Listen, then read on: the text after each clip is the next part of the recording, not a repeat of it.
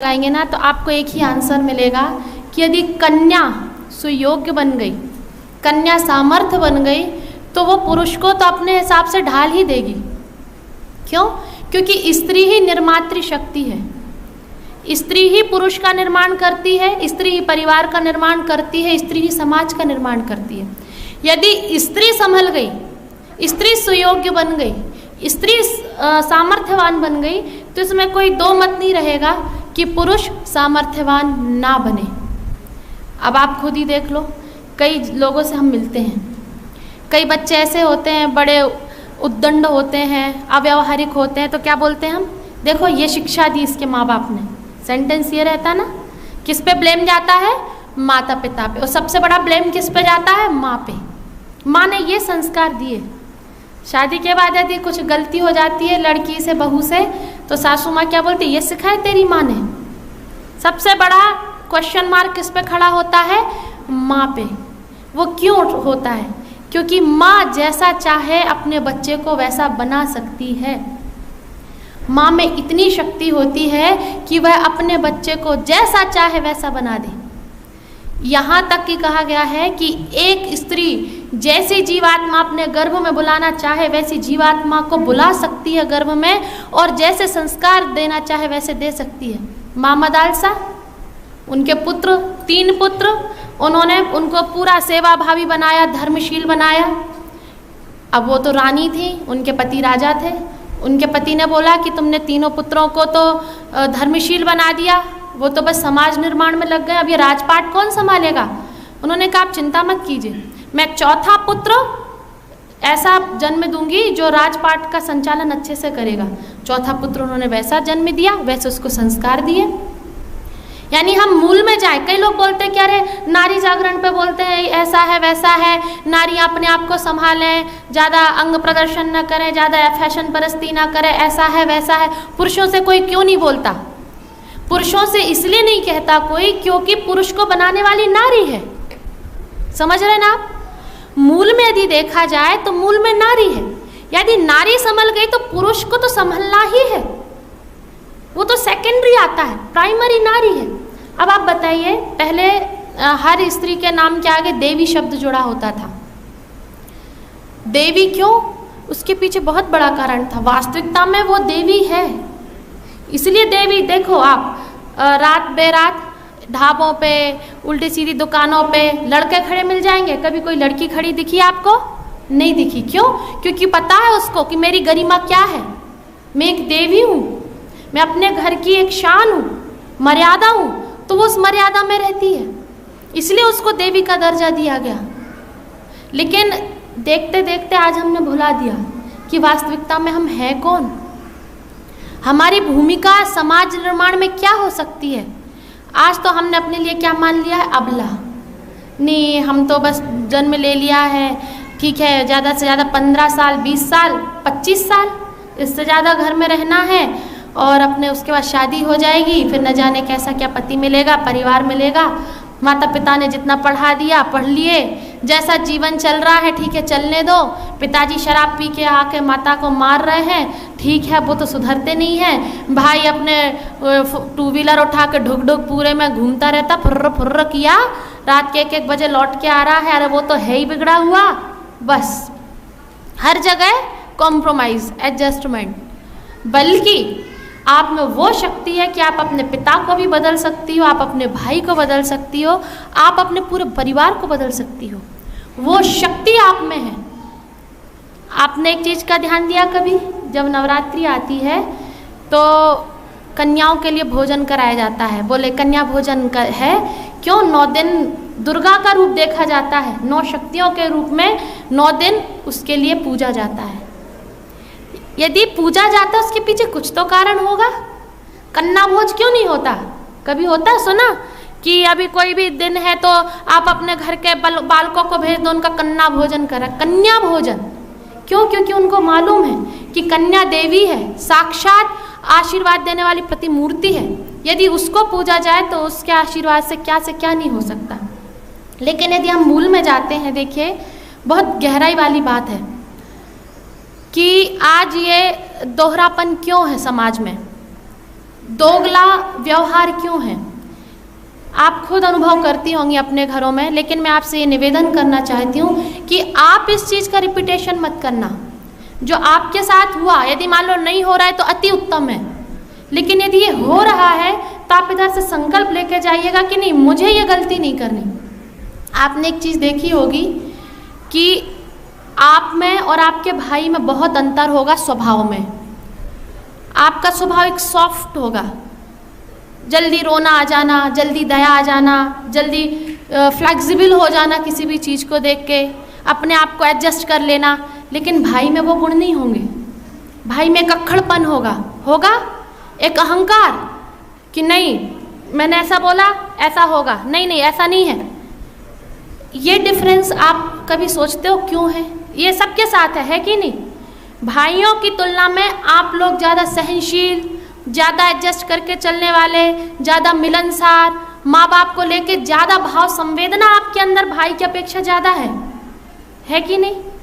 यदि माता पिता को बुखार आ जाता है, कोई परेशानी आती है, भाई भले झांकने ना आए, आप अपने सब काम छोड़ के माँ के पास चली जाती हो। बताओ सिर दबा दूँ, बताओ क्या खिला दूँ, क्या थाली परोस के लाऊं, भूखे नहीं सोना, भले भाई पूछे ना पूछे। ये है फैक्ट की नहीं है? सब मान रहे ना ये?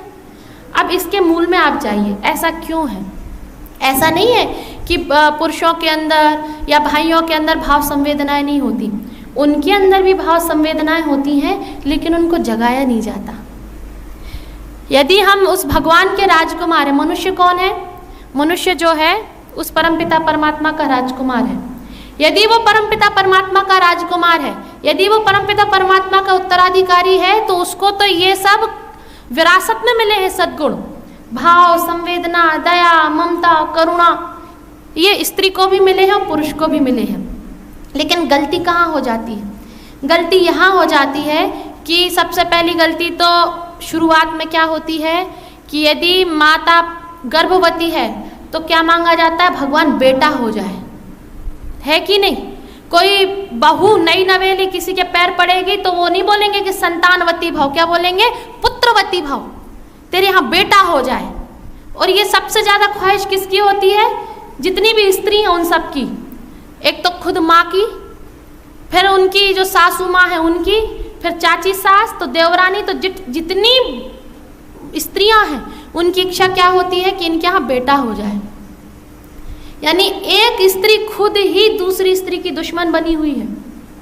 अरे भगवान, यदि बोलना ही है तो भगवान से ये बोलो ना कि वरम एको गुणी पुत्रो ना मूर्ख शतान्यपि। हे परमपिता परमात्मा, मेरे यहाँ जो भी संतान देना ऐसी देना जो श्रेष्ठ हो। भले बेटा दो या बेटी दो, लेकिन वो श्रेष्ठ हो। अब आप बताइए, धृतराष्ट्र के कितने पुत्र थे? 100 के 100 ले डूबे कि नहीं? पूरे कुल को, पूरे कुल के नाश का कारण बने 100 के 100 पुत्र। माता सीता, राजा जनक की कितनी बेटी? एक। उन्होंने इतिहास में अमर कर दिया ना, अपने मायके को भी कर दिया, ससुराल पक्ष को भी कर दिया। किया कि नहीं किया? आज राजा जनक माता सीता के नाम से जाने जाते हैं कि नहीं? पूजे जाते हैं कि नहीं? तो ये जो गलती आपके बड़ों ने की, आपकी माँ ने की, आपके और भी जो सदस्यों ने की भेदभाव वाली, वो आप कभी मत करना। देखिए, आज नहीं तो कल आप गृहस्थ जीवन में प्रवेश करेंगी, सबको आप लोगों को करना है। तो कभी भी मन में ये तुच्छ मानसिकता मत लाइएगा विवाह के बाद कि हे भगवान मेरे यहाँ बेटा ही हो। भगवान से एक ही प्रार्थना, ऐसी संतान जो बिल्कुल कुल को तार दे, समाज के लिए एक नई दिशा दे। अब होता क्या है, अब मान लो बेटा भी है घर में, बेटी भी है। बेटा घूम फिर के भी क्यों ना आए, अय्याशी करके भी क्यों ना आए, बेटी से क्या कहा जाएगा? जाओ भैया को एक गिलास पानी लेके आओ, भैया थका हुआ आया है। जरा पूछो भैया से कहाँ से थका हुआ आया है, हैं? जाओ भैया को थाली परोस दो, जाओ ऐसा कर दो वैसा कर दो। होता है कि नहीं होता है? इसके कारण पुरुष के अंदर अहम जागने लगता है। एक जो उसके लिए इम्पोर्टेंस अलग से दी जाती है बचपन से ही, लड़के होने के नाते लड़कियों की अपेक्षा एक दी जाती है इम्पोर्टेंस की, नहीं भाई के लिए।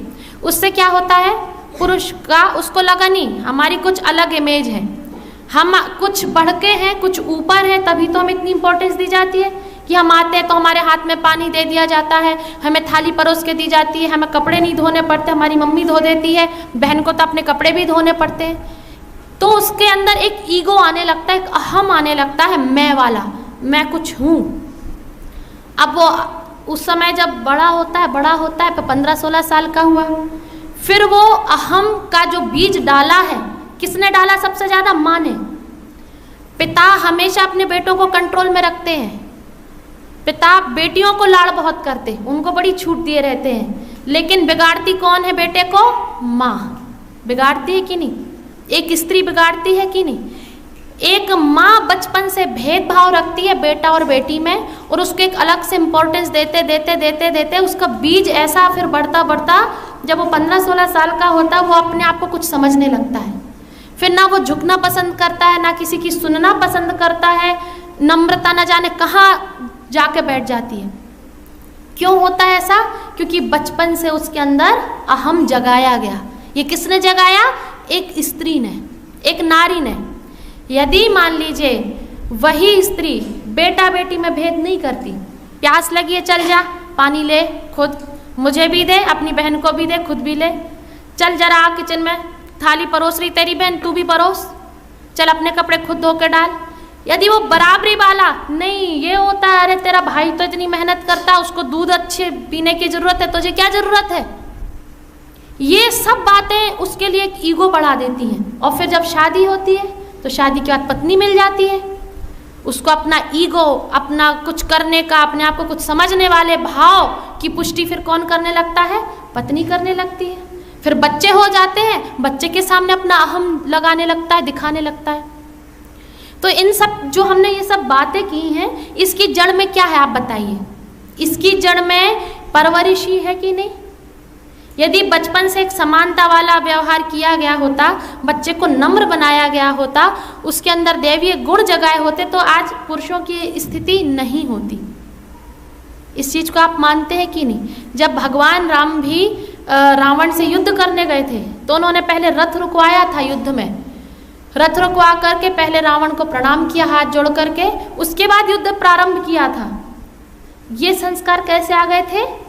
प्रातः काल उठ के रघुनाथा, मात पिता गुरु ना वही माथा। बचपन से उनको ऐसे संस्कार दिए थे कि बेटे राम, जब तू सो करके उठता है अपने माता पिता गुरु और मातृभूमि को प्रणाम किया कर, उसके बाद अपनी जीवनचर्या का शुभारंभ करना। तब जाके वो इतने नम्र हुए थे।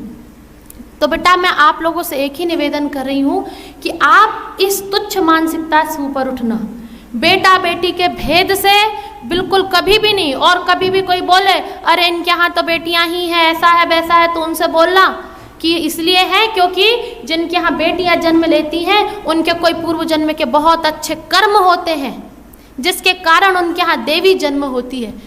हर किसी के सौभाग्य में नहीं लिखी रहती बेटियाँ, बड़े अच्छे कर्म जिनके होते हैं उनको लिखी होती हैं। एक बार जब माता सीता की विदाई हो रही थी तो उन्होंने राजा जनक से पूछा, बोले पिताजी बेटियों की विदाई का क्रम क्यों बनाया गया? ये कैसी परंपरा है कि जिस घर में उसने अपना बचपन बिताया, जो उसका खुद का घर है, उसको एक दिन छोड़ करके किसी दूसरे घर में विवाह करके जाना पड़ता है, ये कैसी परंपरा है? तो राजा जनक ने पता है आपको क्या उत्तर दिया था? राजा जनक ने बोला था, बेटे बेटी की विदाई की परंपरा इसलिए बनाई गई है क्योंकि उन अभागों के लिए भी बेटी का प्यार मिल सके जिनके यहाँ बेटियों ने जन्म नहीं लिया। कितनी बड़ी बात राजा जनक ने ली, यानी उनको अभागा कहा है जिनके यहाँ बेटियाँ नहीं हैं। तो ये चीज़ आप लोगों को मूलतः विशेष रूप से ध्यान रखना है। इसी के कारण क्या होता है? भेदभाव वाली स्थिति, बेटे के अंदर अहम जगह और बेटी के अंदर ईर्ष्या। आपने देखा होगा स्त्रियों में ईर्ष्या के भाव ज़्यादा होते लड़कों की अपेक्षा। क्यों? बचपन से वो व्यवहार होता है, तो बचपन में दोगला व्यवहार हो रहा है, तो अनजाने में कभी कभी भाई से भी ईर्ष्या हो जाती होगी कि बताओ भाई के लिए ये और मेरे लिए हर जगह बंदिशें। वो बढ़ते बढ़ते बढ़ते भाव ये हो जाते हैं कि जिस परिवार में जाती है तो देवरानी से ईर्ष्या, तो जिठानी से, तो ननद से, तो सास से, हर किसी से ईर्ष्या। इसलिए वंदनीय माता जी कहती हैं कि यदि स्त्री ने अपनी ईर्ष्या छोड़ दी और पुरुष ने अपना अहम छोड़ दिया तो देखते देखते परिवार संभल जाएगा, देखते देखते समाज बन जाएगा। तो अब आपको अपनी इस ईर्ष्या प्रवृत्ति पे ध्यान देना है कि कहीं जाने अनजाने में हमारे अंदर ये ईर्ष्या की प्रवृत्ति तो नहीं जाग गई। उदाहरण के लिए हम स्कूल जाते हैं, हमसे किसी के अच्छे मार्क्स आए हैं, ऐसा तो नहीं हम उसको बद्दुआएं देते हैं, उससे ईर्ष्या कर रहे हो। हमसे कोई ज़्यादा सुंदर दिख रही है, हम उसको देख करके ईर्ष्या कर रहे हो। हमसे ज़्यादा कपड़े किसी के अच्छे हो, या आप अब अपनी छोटी छोटी चिंतन पे ध्यान देना है अब आपको कि कहीं हमारे अंदर छद्म रूप में या अदृश्य रूप से ईर्ष्या का दुर्गुण तो नहीं बैठ गया, और यदि बैठा है तो आपको उसको दूर करना है, अपने संयम के द्वारा उसको दूर करना है। क्योंकि युग ऋषि कहते हैं कि ईर्ष्या मनुष्य को वैसा ही खोखला कर देती है जैसे एक दीमक लकड़ी या कागज को, ऐसा खोखला अंदर से हो जाता है मनुष्य। तो इसीलिए बेटा आप लोग ईर्ष्या कभी ना करें। आज संकल्प लेकर के जाएं कि हे प्रभु हम ईर्ष्या नहीं करेंगे, बल्कि यदि किसी व्यक्ति की कोई चीज़ अच्छी लगी ना, हम उसके अनुरूप बनने की कोशिश करेंगे। हम स्पर्धा नहीं करेंगे, हम अनुस्पर्धा करेंगे। स्पर्धा की जाती है किससे? सामने वाले से, ईर्ष्या में आकर के। अनुस्पर्धा खुद से, हम कल क्या थे और हमें आज क्या है और क्या कल बनना है, अपना कैसे सुधार करना है, उस पर विशेष ध्यान देंगे। अब आप यदि अपनी गरिमा पे ध्यान देंगे बेटा, तो पढ़ाई के पीछे क्या उद्देश्य है? चलो अच्छे पढ़ लिख जाएंगे तो अच्छा लड़का मिल जाएगा, ये है क्या? ज़्यादातर लोगों का ये है ना, हंसो मत है, नहीं बेटा, ये हमारा उद्देश्य नहीं होना चाहिए कि हम इसलिए ज़्यादा पढ़ लिख जाएं कि हमारे लिए विवाह योग्य अच्छा वर मिल जाए, बल्कि आपको पढ़ना लिखना इसीलिए है कि आप का दिमाग खुले, आपके विचार विकसित हों, आप अच्छे बुरे का बोध कर पाओ, आप चार लोगों में खुल के अपनी बात हिम्मत के साथ रख पाओ। और कल को यदि मान लीजिए आप जॉब करते नहीं करते, लेकिन कोई पति पे ऐसी आपत्ति आ जाती है कि वो कुछ समय के लिए कमा खा नहीं पाता, तो आप उस पर बोझ ना बनो, बल्कि उसका और खुद का खर्चा भी उठा सको। यानी कल को आपके ऊपर किसी भी बड़ी से बड़ी विपरीत परिस्थिति क्यों ना आए, आपको किसी के सामने हाथ ना फैलाने पड़े, आप अपनी दम पे अपने परिवार को चला ले जाओ, इसलिए आप पढ़ लिख रहे हो। समझ रहे हो ना आप? ये यदि मन में बैठा है कि इसलिए पढ़ लो अच्छा वर मिल जाए, तो आज दिमाग से निकाल देना। नहीं, हम इसलिए पढ़ लिख रहे हैं ताकि हम समाज में एक अपनी पहचान बना सकें, हमारे एक वजूद, हमारे एक अस्तित्व है जिसकी खुशबू हम सब तक फैला सकें, हम अपनी प्रेजेंस का अनुभव उनको भी करा सकें। आप देखो, एक भारतीय महिला थी, उनका नाम था भारती। उनको इतना शास्त्रों का, वेदों का, पुराणों का ज्ञान था कि आदि गुरु शंकराचार्य जी उनके पति मंडन मिश्र जी से शास्त्रार्थ करने आए। अब जब शास्त्रार्थ करने आए, बोले कि निर्णायक कौन बनेगा? जज वो ही बन सकता है ना जिसके पास नॉलेज बिल्कुल ऊपर तक, पराकाष्ठा तक हो। तो उन्होंने देखा कि आदि गुरु शंकराचार्य जी से ज़्यादा विद्वान तो कोई है नहीं जो जज बन सके। फिर देखा नहीं, भारती है, तो मंडन मिश्र जी की पत्नी भारती के लिए जज के रूप में बैठा दिया। अब मंडन मिश्र जी के बीच में और आदि गुरु शंकराचार्य जी के बीच में शास्त्रार्थ शुरू हुआ। दोनों ने बड़े बड़े अच्छे प्रश्न किए, उत्तर मिले, लेकिन अंत में मंडन मिश्र जी हार गए। और जैसे ही वो हारे तो आदि गुरु शंकराचार्य जी के जो शिष्य थे, उन्होंने शंख बजाना शुरू कर दिया कि आदि गुरु शंकराचार्य जी विजयी हुए। और जैसे ही वो शंख बजाना शुरू करने वाले थे, भारती ने, मंडन मिश्र जी की पत्नी ने उनको हाथ दिखा करके रोका, बोली रुकिए, कोई पति जब तक हारा हुआ नहीं माना जाएगा जब तक उसकी पत्नी हार ना मान ले। मैं आपसे शास्त्रार्थ करूंगी, आप मुझसे शास्त्रार्थ कीजिए। मंडन मिश्र जी और उनके बीच में शास्त्रार्थ, वो आदि गुरु शंकराचार्य जी और भारती के बीच में शास्त्रार्थ हुआ। उन्होंने ऐसे ऐसे प्रश्न किए कि आदि गुरु शंकराचार्य जी को हार माननी पड़ी, और उन्होंने बोला, अब देवी मुझे 6 महीने का समय दो, आपके इन प्रश्नों का उत्तर मैं ढूंढ के लाऊंगा। ये थी आपकी गरिमा, ये थी नारी की गरिमा, जो विदुषी के नाम से जानी जाती थी, जिसने वेदों के बड़े बड़े श्लोक लिखे हैं। ये नहीं है आज अबला बने घूमना। इसलिए एक जगह किसी विद्वान ने कहा है कि नारी जब तक अपने आप को नहीं पहचान पाई तब तक ही है अबला, और जिस दिन अपने आप को पहचान लेगी उस दिन बजा देगी अच्छों का तबला। ये बिल्कुल सही बात है। जब तक वो अपने आप को पहचान ही नहीं है ना, तब तक की देर है। और जब अपने मूल स्वरूप को पहचानती है, मैं कौन हूँ, अरे सबको सुधरना पड़ता है, चाहे वो पीने वाले पति हो, पीने वाले पिता हो, कोई कितना बिगड़ा हो, सबको बिल्कुल लाइन पे ला देती है। आप आध्यात्मिकता के क्षेत्र में देख लो, आपने अहिल्या देवी का नाम सुना होगा। वो जब भी कोई निर्णय लेती थी, शिव जी का लिंग हाथ में लिए रहती थी, तब कोई निर्णय लेती थी। और केवल वो आध्यात्मिकता में आगे नहीं थी, उन्होंने समय समय पे एक हाथ में उनके माला थी तो एक हाथ में भाला भी था।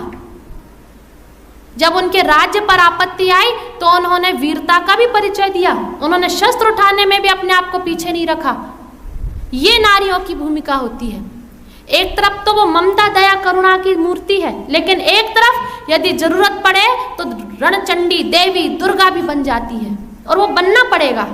यदि वर्तमान समय में जो भी गलत परंपराएं चल पड़ी हैं, जो भी गलत आचरण समाज में व्याप्त है, उनको ठीक करना है तो नारी को अपने दोनों स्वरूप को जगाना पड़ेगा।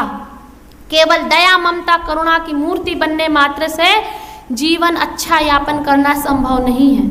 जहाँ भी अन्याय है, जहाँ भी गलत है, वहाँ प्रतिकार कीजिए, हिम्मत के साथ आगे बढ़िए। इसलिए युग ऋषि कहा करते हैं कि बेटे, आज जो बेटियों ने सोच लिया है, मेरी प्यारी बेटियों ने, कि अरे घर में माँ बाप के ताने सहना, शादी के बाद पति के ताने सहना, ससुराल वालों के ताने सहना और अन्याय सहना, ये सब तो हमारा नसीब है। बेटे, ये नसीब नहीं है, ये कुछ पाखंडियों के द्वारा चलाया गया कुछ चक्र है, जिन्होंने नारी को दबाना चाहा, भोग्या, रमणी मान लिया, उसको सिर्फ बच्चा पैदा करने की मशीन मान लिया, उसके लिए बस काम वासना की पूर्ति करने का साधन मान लिया। बेटे, ऐसा नहीं है। बेटे, यदि नारी नहीं होगी तो ये विश्व दिखेगा कैसे? आज जो कुछ भी है दिखाई दे रहा, वो सब नारी की कृति है, नारी से ही उत्पन्न है। आप वंदनीय माता जी को देख लो आध्यात्मिकता की दृष्टि में। वंदनीय माता जी, आज यदि ये इतना बड़ा मिशन खड़ा हुआ है, इसमें परम पूज्य गुरुदेव का पूरी तरह से योगदान है और अहम भूमिका है। लेकिन यदि वंदनीय माता जी ने उनके कदम से कदम मिला करके कदम नहीं बढ़ाया होता तो आज ये मिशन खड़ा नहीं होता। वंदनीय माता जी ने अपने स्नेह प्रेम दुलार से इस मिशन की नींव रखी। आप वीरता के क्षेत्र में ले लो, बोलते ना खूब लड़ी मर्दानी, वो तो झांसी वाली रानी थी। आप इमेजिन कीजिए, जिसका 1-1.5 महीने का छोटा सा बच्चा, शत्रुओं ने हमला कर दिया, उनसे लड़ना है, उन पर विजय प्राप्त करनी है, उनको हार देनी है, तो उसने पीछे बच्चे को बांधा। आप जरा कल्पना कीजिए, बच्चे को बांध करके दोनों हाथ में उसने तलवारें ली और जो घोड़े की लगाम थी वो मुंह में दबाई, दांतों के बीच में कस के, और ऐसे रणचंडी जैसी निकली थी वो। जब तक उसकी श्वास में श्वास थी वो लड़ती रही। अन्याय के आगे वो झुकी नहीं, उसने प्राण त्याग दिए, लेकिन उसने अन्याय के आगे झुकना पसंद नहीं किया। और आज आप देख लो, आज हमारी क्या स्थिति है। नहीं, ये तो हमारा भाग्य है, हम क्या बोले, नहीं नहीं, जो भी अन्याय हो रहा है उसको तो सहना है। क्यों सहना है? गलती क्या है, क्यों सहे? हम भी एक इंसान हैं, हमारे भी कुछ मान्यताएं हैं, हमारा भी कोई अस्तित्व है, हमारा भी एक स्वाभिमान है। हाँ, हम किसी के साथ अन्याय नहीं करेंगे, लेकिन यदि कोई अन्याय करेगा हम उसका प्रतिकार करेंगे, उसको हम सहेंगे भी नहीं। इस चीज को आप कान खोल कर सुन लीजिए, इसको गांठ बांध लीजिए। कल को आपका विवाह होगा तो विवाह के बाद हो सकता है सबके साथ एक सी परिस्थितियां नहीं होती हैं। यदि कभी आपको ऐसा हो तो आपके लिए कोई डरना नहीं है, सहमना नहीं है, आपको हिम्मत से आगे आना है। और आप तो हर रूप में पुरुष को बदल सकते हो। देखिए, जब बेटी जन्म लेती है ना, उसकी किलकारियाँ सुन के पिता तृप्त हो जाता है। और पिता कितना भी बिगड़ा क्यों ना हो, लेकिन यदि बेटी प्यार से समझा, बेटे की तो नहीं सुनते पिताजी, लेकिन बेटी की सुनते हैं। यदि बेटी प्यार से समझाए ना, पिता के से एक बार हृदय से लग जाए ना और बोले पिताजी आप मत शराब पी के आया करो, आप लोग आजमाना। यदि ऐसा आपके घर में कहीं कुछ है तो आप ये आजमा लेना। आप में इतनी शक्ति है बेटा, आप अपने पिताजी को भी बदल दोगी, आप सबको बदल दोगी, पूरे परिवार को बदल के रख दोगी आप।